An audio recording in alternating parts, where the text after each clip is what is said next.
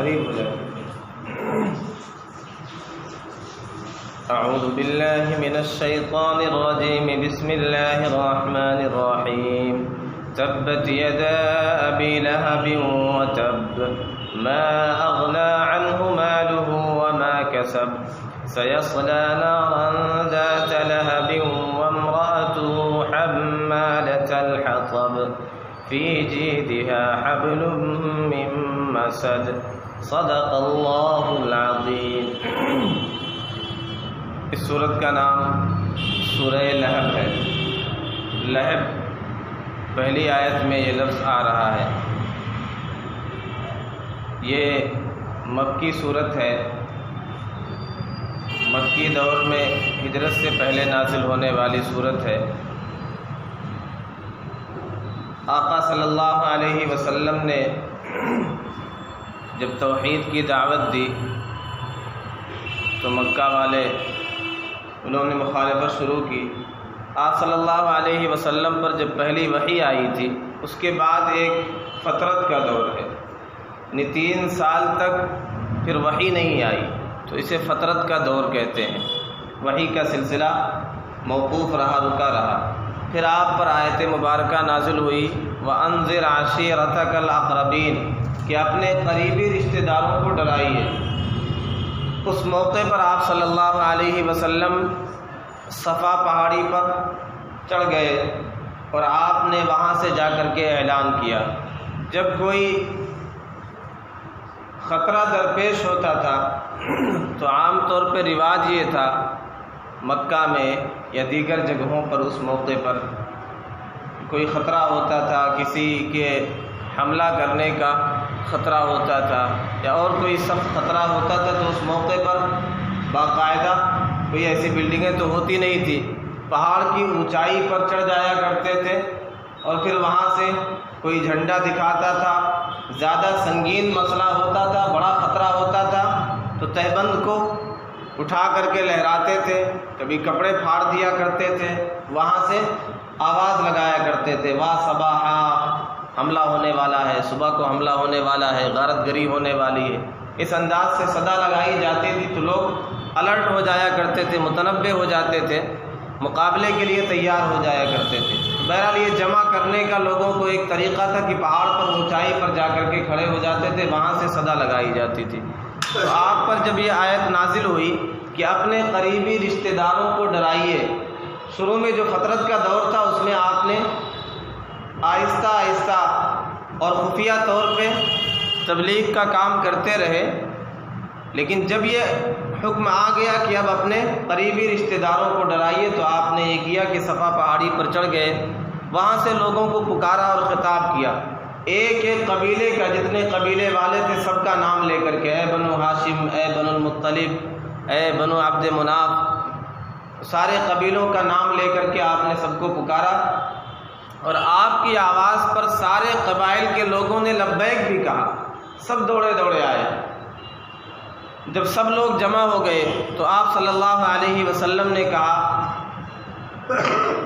یہ بتلاؤ کہ میں نے تمہارے درمیان اپنی زندگی گزاری ہے 40-45 سال. مفسرین نے لکھا ہے یہ نبوت سے تقریباً 5 سال کے بعد کی بات ہے. تو اتنا لمبا عرصہ گزارا ہے. حل وجدتمونی صادقا ام کاذبا، مجھے سچا پایا جھوٹا پایا، میری زندگی کیسی تھی؟ تو سب نے بیک زبان ہو کر کے سب نے کہا کہ جربناک مرارا، اے محمد صلی اللہ علیہ وسلم 1-2 دفعہ نہیں، پوری زندگی آزمایا ہے، پوری زندگی آپ کا تجربہ کیا ہے. 40-45 سال ہم نے آپ کے اندر سچائی کے علاوہ کوئی چیز نہیں پائی، آپ نے کبھی جھوٹ نہیں بولا. تو صادق اور امین تو کہا ہی کرتے تھے. جب سب نے اس بات کا اعتراف کر لیا کہ آپ سچے ہیں، صادق اور امین ہیں، پھر آپ نے بات شروع کی اگر میں یہ کہوں کہ اس پہاڑ کے دامن میں ایک لشکر ہے جو تم پر حملہ کرنا چاہتا ہے تو کیا تم میری بات تسلیم کرو گے؟ سب نے کہا ہاں تسلیم کریں گے، آپ نے ہمیشہ سچ بات ہی کہی ہے. پھر آپ نے دوزخ کی آگ سے، دوزخ کے عذاب سے ڈرایا اور ایک ایک قبیلے کا نام لے کر کے کہا کہ انقذوا انفسکم من النار، اپنے آپ کو دوزخ کی آگ سے بچاؤ. اور وہاں آپ نے توحید کا پیغام سنایا، قولوا لا الہ الا اللہ تفلحوا، کہ لا الہ الا اللہ کہہ لو، اللہ کی توحید کے قائل ہو جاؤ، تم سب کامیاب ہو جاؤ گے۔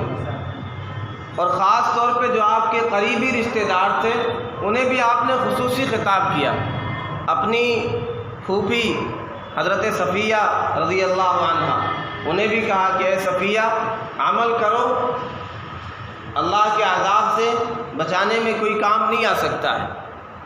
تو ان سے بھی کہا کہ اپنے آپ کو دوزخ سے بچانے کا انتظام کرو، اور دیگر اپنے قریبی رشتہ داروں سے آپ نے یہ کہا۔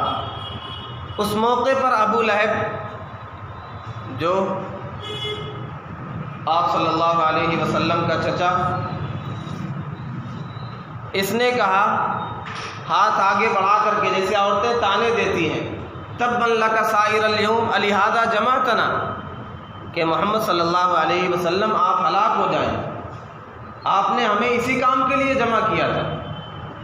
تو اس نے، بعض مفسرین نے لکھا، پتھر بھی اٹھائے، پتھر بھی پھینکے، اور اس طرح کی بدزبانی کی اور گستاخانہ کلمے کہے۔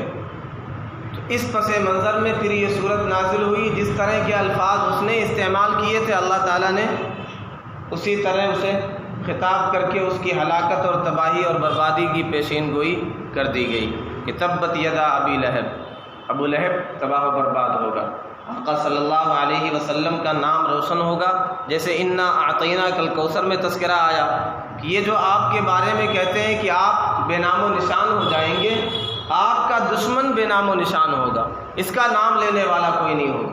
تو یہ کہا گیا اس کے ہاتھ ٹوٹیں گے، یہ تباہ و برباد ہوگا۔ اب دیکھیں قرآن کی حقانیت اور صداقت، یہ کس موقع پر صورت نازل ہو رہی ہے؟ ابتدائی دور میں۔ پھر ابو لہب اس کے بعد کئی سالوں تک زندہ رہا۔ غزوہ بدر کے 7 دن کے بعد اس کی ہلاکت ہوئی۔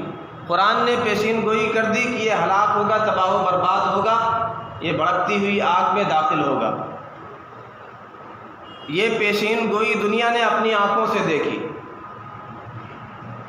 یہ اس وقت جب پیشین گوئی کی جا رہی کہ یہ ہلاک ہوگا، تباہ و برباد ہوگا، کوئی نہ اس کا مال کام آئے گا، نہ اس کی اولاد کام آئے گی، ما اغنی عنہ مالہ وما کسب، نہ مال کام آئے گا نہ اس کی کمائی سے مال بھی مراد ہوتا ہے اور اولاد بھی کمائی میں داخل ہوتی ہے، تو کوئی بچا نہیں سکے گا ہلاکت سے، کوئی اس کے کام نہیں آئے گا۔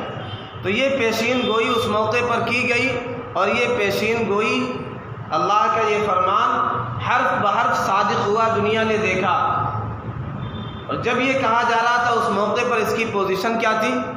حسب نسب کے اعتبار سے اعلیٰ تھا، اونچے خاندان کا تھا، مال و ثروت بھی اس کے پاس خوب تھا، عزت بھی تھی، قوم کا سردار سمجھا جاتا تھا، اور حسن و جمال میں بھی نمایاں تھا۔ ابو لہب اسی لیے اسے کہا جاتا تھا، لہب کے معنی شعلے کے ہوتے، تو یہ خوبصورت تھا، اس کا چہرہ ایسے تھے جیسے شعلے جیسے چمکتے ہو، ایسا سرخ اس کا چہرہ تھا، اسی وجہ سے اسے ابو لہب کہا جاتا ہے۔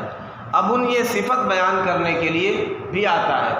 بعض لوگ سوال کرتے ہیں کہ یہ ابو کر کے جو نام رکھتے ہیں تو سمجھتے ہیں کوئی اولاد ہونی چاہیے، تو باپ ہی کے معنی نہیں ہوتے ابن کے۔ ایسے کسی نے ابو الفضل نام رکھ لیا تو سمجھتے ہیں فضل،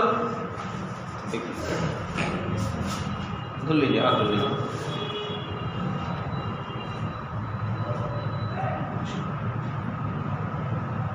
تو بعض لوگ سمجھتے ہیں کہ ابن کر کے جب یہ کنیت اس طرح نام رکھتے ہیں تو کوئی لڑکا ہونا چاہیے، جیسے ابو الفضل رکھ لیا یا ابو عبیدہ رکھ لیا، تو سمجھتے ہیں عبیدہ نام کا کوئی لڑکا ہو تبھی یہ نام رکھنا صحیح ہوگا، یہ ضروری نہیں ہے۔ ابن کے معنی جیسے باپ کے ہوتے ہیں ایسے والا کے بھی ہوتے ہیں، صفت بیان کرنے کے لیے بھی ہوتا۔ تو یہاں اس کا کوئی لڑکا نہیں تھا لہب نام کا، یہاں اس کی ایک صفت بیان کی گئی۔ ایسے ابو ہریرہ بلی والے، تو وہاں لڑکا تھوڑی مراد ہے، تو ایک صفت بیان کی گئی، بلی لے کر کے جا رہے تھے تو آپ نے، یا ابو تراب سیدنا علی رضی اللہ تعالیٰ عنہ کو آپ نے لقب دیا۔ تو بہرحال اس طرح کنیت رکھی جاتی ہے، اب ان کے لیے کوئی ضروری نہیں کوئی لڑکا ہو تو اس طرح کہا جائے۔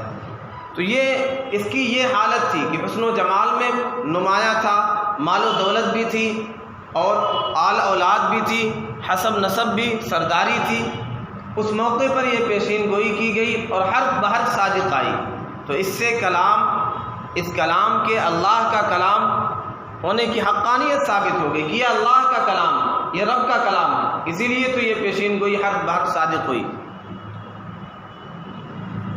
ایک یہودی یہی پڑھ کر کے مسلمان ہو گیا، اسی صورت کو پڑھ کر کے، کہ قرآن نے جب یہ دعویٰ کیا تھا کہ اس میں کوئی شک نہیں ہے، اور چیلنج دیا تھا سارے کفار مکہ کو کہ تم اسے غلط ثابت کر کے دکھلاؤ، کوئی شک شبہ، کوئی چیز، کوئی حکم اس کا، کوئی آیت اس کی غلط ثابت کر کے دکھلاؤ، کہیں سے شبہ دکھلاؤ۔ تو اسے چانس تھا، جب اسے یہ کہا گیا کہ تو ہلاک ہوگا، تباہ و برباد ہوگا، دوزخ میں داخل ہوگا، تو اسے چانس تھا ایمان لا کر کے اسے غلط ثابت کر سکتا تھا، لیکن اللہ کا کلام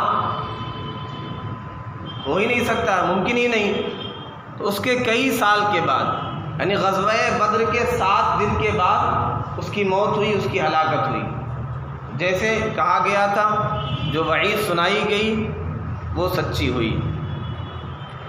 آپ صلی اللہ علیہ وسلم نے جب تبلیغ شروع کی، اسلام کی دعوت دی، تو آپ کے ایک چچا نے بڑی مدد بھی کی، بہت تعاون بھی کیا، اور ایک چچا نے، بلکہ ابو جہل اور ابو لہب دونوں نے شدت کی اور زور کی مخالفت کی، اور آپ کے چچا ابو طالب نے، آپ کے چچا حضرت حمزہ رضی اللہ عنہ، حضرت عباس رضی اللہ عنہ، یہ 2 چچا مسلمان بھی ہوئے، اور ابو طالب یہ مسلمان تو نہیں ہوئے، لیکن انہوں نے ہر موقع پر آپ صلی اللہ علیہ وسلم کی مدد کی۔ تو یہاں وعید کا اور تباہی اور بربادی کا جو ایک توق ہے، اس کی گردن میں ڈال کر کے سب کو درس دیا گیا، عبرت کا سامان بنا دیا گیا کہ جو بھی حق کی مخالفت کرے گا، جو بھی انبیاء کی مخالفت میں آئے گا، انبیاء کو ستائے گا، تکلیفیں پہنچائے گا، یا انبیاء کے نقش قدم پر چلنے والے، اللہ والے، انہیں ستائے گا، ان کی مخالفت کرے گا، تو اس کا انجام نہ صرف آخرت میں تباہی ہے، دنیا میں بھی ہلاکت اور بربادی ہوگی، وہ لوگوں کے لیے عبرت کا سامان بنے گا۔ تو اس کے بارے میں لکھا ہے یہ کیسے ہلاک ہوا۔ ایک طاعون چلتا تھا وہاں پہ، عدسہ نام تھا، وہ طاعون ایک چھوٹا سا دانہ ہو جاتا تھا، انتہائی خطرناک قسم کا، پھر اس کا زہر پورے جسم میں پھیلتا تھا۔ تو اس تکلیف کا، اس طاعون کا شکار یہ بھی ہوا۔ پھر یہ صورتحال جو قرآن میں کہا گیا، نہ اس کا مال کام آیا، نہ اس کی کمائی کام آئی۔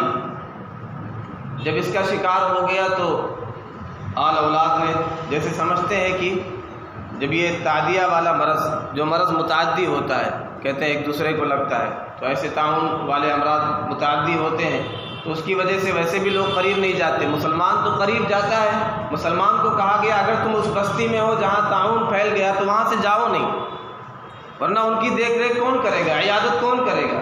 آج جو اس قدر افواہ پھیلائی جا رہی ہے، ایسا خوف ڈالا جا رہا ہے کہ اتنے میٹر دور رہنا ہے اگر کسی نے چھینک دیا اس وائرس کے شکار سے۔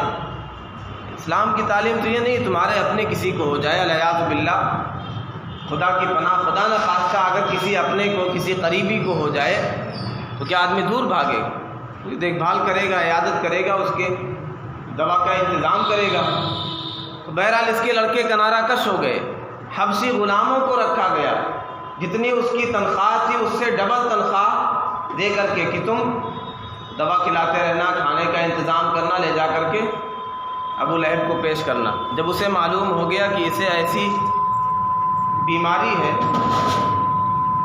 وہ بھی غلام بھی سمجھدار، کھانا لے کر کے جاتا، اپنے ہی کھا لیتا، گھر والوں کو جواب دے دیتا ہاں کھانا پہنچا دیا گیا ہے، فروٹ جاتا وہ بھی اپنے ہی چٹ کر جاتا۔ اس کا یہ مر گیا ابو لہب، اور 3 دن ہو گئے، یہ خادم بتاتا رہتا غلام کے آرام کر رہے ہیں۔ ایسی حالت ہو گئی کہ اس کے جسم سے بدبو آنے لگی، کوئی چھونے کے لیے تیار نہیں۔ پھر پیسہ دے کر کے غلاموں کو، حبشی غلاموں کو کہا گیا کہ اس سے جا کر کے ٹھکانے لگائیں۔ تو آل اولاد اس کی کچھ کام نہیں آئی، لکڑی سے لے کر کے، لکڑی کے سہارے سے اسے کنارے ڈھکیلتے ہوئے لے جا کر کے ایک گڑھے میں ڈال دیا گیا، اوپر سے پتھر پھینک دیے گئے۔ تو ایسی عبرتناک موت ہوئی، ایسی بدترین موت ہوئی۔ جب یہ صورت نازل ہوئی کہ ابو لہب ہلاک ہو جائے، اس کے ہاتھ ٹوٹ جائیں، وہ ہلاک ہو جائے، تو یہ مخالف تو تھا ہی، اس کی بیوی بھی مخالف تھی. آپ صلی اللہ علیہ وسلم کی 2 صاحبزادیاں رقیہ رضی اللہ عنہ اور ام کلثوم رضی اللہ عنہ، یہ ان کے ابو لہب کے 2 لڑکے عتبہ اور عتیبہ ان کے نکاح میں تھی، لیکن رخصتی نہیں ہوئی تھی. تو جب یہ صورت نازل ہوئی تو دونوں نے کہا کہ لڑکوں کو مجبور کیا کہ جاؤ طلاق دو.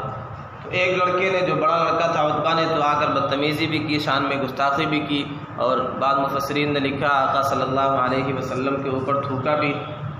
تو آپ صلی اللہ علیہ وسلم نے اس موقع پر بددعا دی، اللہم سلط علیہ کلبا من کلابک، کوئی کتا اس پر مسلط کر دیجیے. پھر یہ شام کے سفر میں جا رہا تھا، اس موقع پر اسے اندازہ ہو گیا. پہلے سے جب آپ صلی اللہ علیہ وسلم نے جب بددعا دے دی تو انہیں یقین ہو جاتا تھا، وہ سمجھتے تھے کہ آپ سچے ہیں، تو انہیں یقین تھا کہ ہلاکت میں کوئی شبہ نہیں. تو سفر میں اسے یقین تھا کہ ہو نہ ہو ہلاکت ہو سکتی ہے، تو بڑے انتظامات، بڑے جتن کے ساتھ بیچ میں اسے رکھا تھا. شام کو جب آرام کرنے کا موقع آیا سارے قافلے کا، تو سامان ان کے رکھ کر کے ایک اونچی جگہ پر اپنے لڑکے کو ابو لہب نے لٹایا. لیکن ایک شیر آیا اور نوچ کر کے اس کا کام تمام کر دیا، سر کو تن سے جدا کر دیا اور اس کی ہلاکت ہوئی. اب دیکھیں ترجمہ، تبت یدا ابی لہب، ابو لہب کے ہاتھ ٹوٹ جائیں. ہاتھ ٹوٹنے سے مراد بربادی اور ہلاکت ہوتی ہے. وتب، اور وہ ہلاک ہو گیا. تو ماضی کا صیغہ یعنی پاسٹ کا ٹینس استعمال کیا گیا ہے یقینی بتلانے کے لیے. ٹوٹ گئے، ہاں اس وقت مطلب ٹوٹیں گے ان قریب، لیکن جب یقینی چیز ہوتی ہے تو اس انداز سے بیان کیا جاتا ہے. تو یہاں ماضی کا صیغہ استعمال کیا گیا، ماضی کا فعل استعمال کیا گیا. تبت یدا ابی لہب، ابو لہب کے ہاتھ ٹوٹ جائیں. وتب، اور وہ ہلاک ہو گیا. ما اغنا عنہ مالہ وما کسب، نہ اس کا مال اس کے کچھ کام آیا. وما کسب، نہ اس کی کمائی، نہ وہ کام آیا جو اس نے کمایا. تو مال بھی ہلاکت سے نہیں بچا سکا، اور جو کچھ اس کی کمائی تھی، مال بھی اور اولاد بھی، اس کے نہ آ سکی، ہلاکت سے نہ بچا سکے. سیصلی نارا ذات لہب، یہ تو دنیا میں رسوائی ہلاکت ہوئی، اور آخرت کی رسوائی، آخرت کا عذاب، ولعذاب الآخرۃ اکبر، آخرت کا عذاب تو بہت ہی بڑا ہے، بہت ہی سنگین ہے، جس کے بارے میں کہا گیا ولا یوثق وثاقہ احد. دنیا میں لوگ سزائیں دیتے ہیں، جکڑتے ہیں، لیکن اس کے جیسا کوئی جکڑنے والا نہیں ہوگا. سیصلی نارا ذات لہب، عن قریب یہ بھڑکتی ہوئی آگ میں داخل ہوگا، شعلوں والی آگ میں داخل ہوگا. وامرأتہ، اور اس کی بیوی بھی داخل ہوگی دوزخ میں، بھڑکتی ہوئی آگ میں. بعض لوگ ایسے ہوتے ہیں اور کچھ کام ہو نہ ہو لیکن حق کی مخالفت میں وہ پیش رہتے ہیں. تو یہ دونوں میاں بیوی، ابو لہب اور اس کی بیوی کا نام عروہ تھا. ابو لہب کا نام عبد العزیٰ تھا اور کنیت یہ تھی ابو لہب، اسی سے زیادہ مشہور تھا.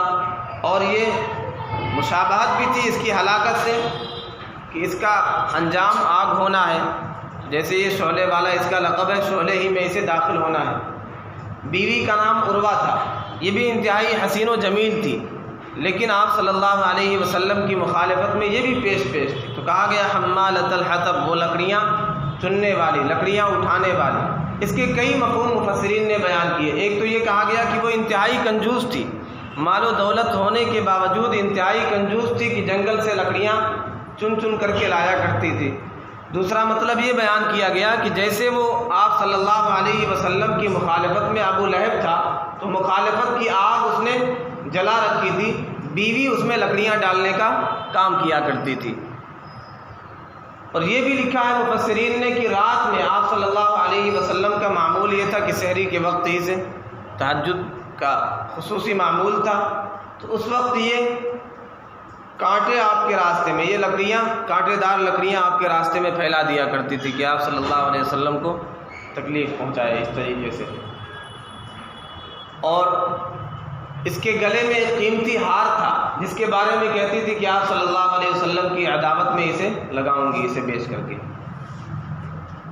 یا یہ کہا گیا کہ آگے ہے فی جیدہا حبل من مسد، اس کے گردن میں بٹی ہوئی رسی ہے. تو یہ بٹی ہوئی رسی مفسرین نے کہا یا تو یہ رسی جو لکڑیاں لاتی تھی لاد کر کے اس کے لیے لگی ہوئی تھی، یا یہ کہا گیا کہ دوزخ میں جو عذاب ہوگا اس کی کیفیت بیان کی گئی کہ وہاں اس کے گردن میں طوق ہوگا۔ مال و دولت بھی ختم ہو گیا، اخیر میں قلاش ہو گئے، مفلسی بھی آ گئی اور دونوں ہلاکت کا شکار ہوئے، بیوی بھی تباہ و برباد ہوئی، یہ بھی ہلاک ہوئی۔ اور مفسرین نے لکھا ہے لکڑیاں لاد کر کے لے کر کے آ رہی تھی، تو جیسے ہوتا ہے رسی اس پہ لگی رہتی ہے تو اس کو آگے کھینچ کر کے لے کر کے چلتے ہیں، جب پیچھے کی طرف گرا وہ لکڑیوں کا گٹھر تو رسی گلے میں پھنس گئی اور اس کی وجہ سے تڑپ تڑپ کر کے یہ مری۔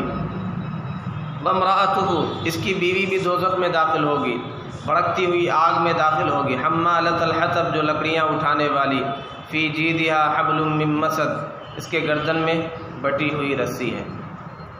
تو یہ درس دے دیا گیا کہ جو حق کی مخالفت کرے گا، جو دین کی مخالفت کرے گا، آخرت میں تو وہ اپنی ہلاکت دیکھے گا ہی، اس کی ہلاکت طے ہے۔ آخرت میں اس کا مال آل اولاد کوئی بچا نہیں سکے گا اللہ کے عذاب سے، دنیا میں بھی اس کا مقدر تباہی اور ہلاکت ہے۔ جیسے آج دنیا دیکھ رہی ہے، جنہوں نے حق کی مخالفت کی، دین کی مخالفت کی، مظالم ڈھائے، چائنا میں جو کچھ ہو رہا اللہ کا عذاب ہی تو ہے، مسلمانوں پر کتنے مظالم ڈھائے اور ان کے لیے کوئی آواز اٹھانے والا نہیں تھا۔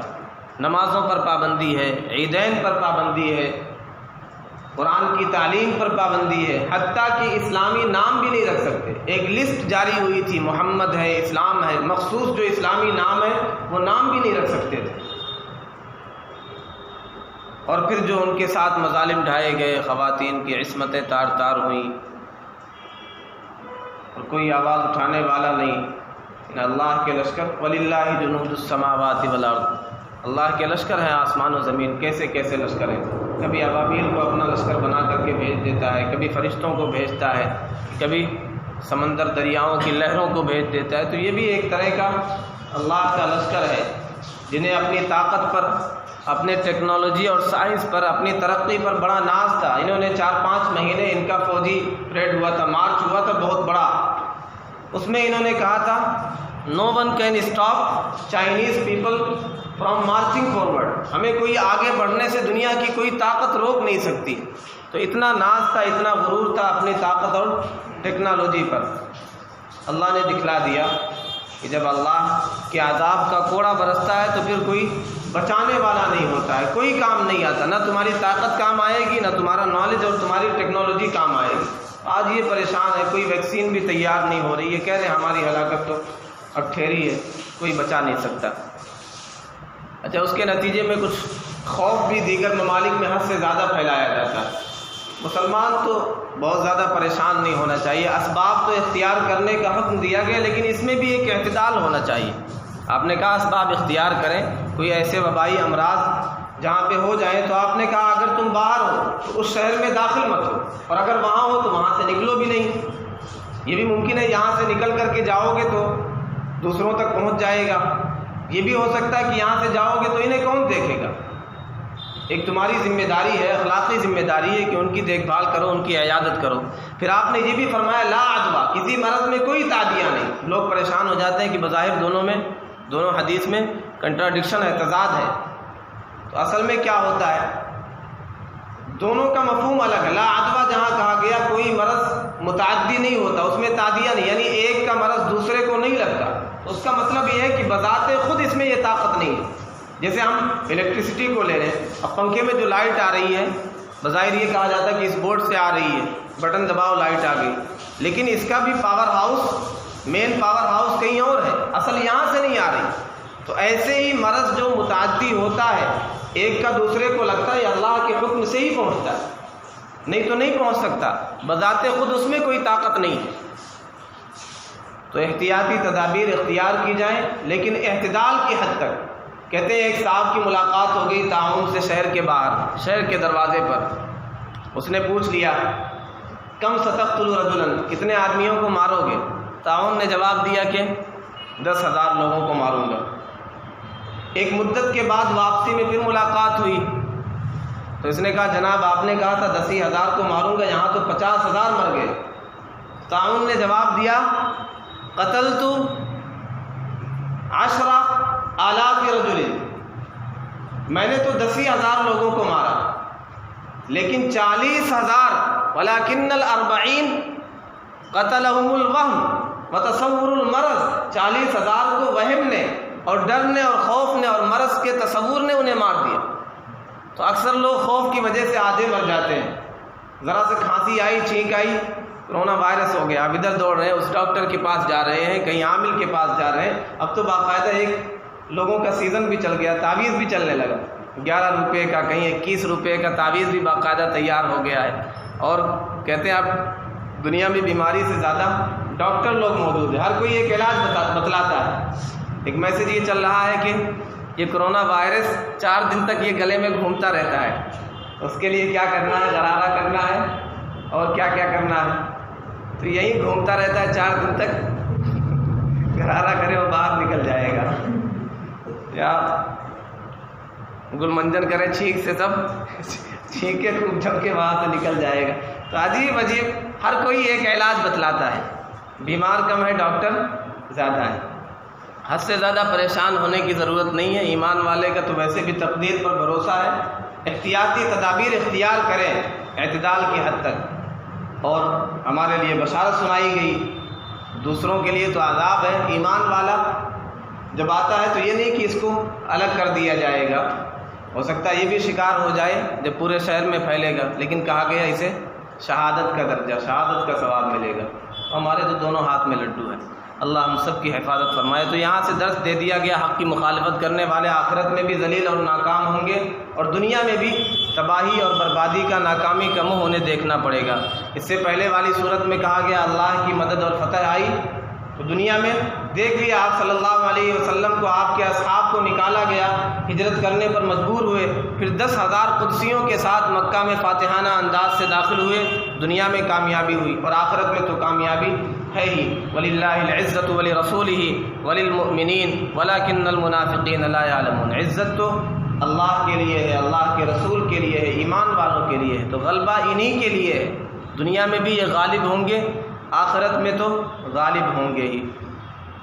اللہ حق کا غلبہ فرمائے، حق کا بول بالا فرمائے، ہم سب کو حق کے مطابق، دین کے مطابق، شریعت کے مطابق زندگی گزارنے کی توفیق نصیب فرمائے۔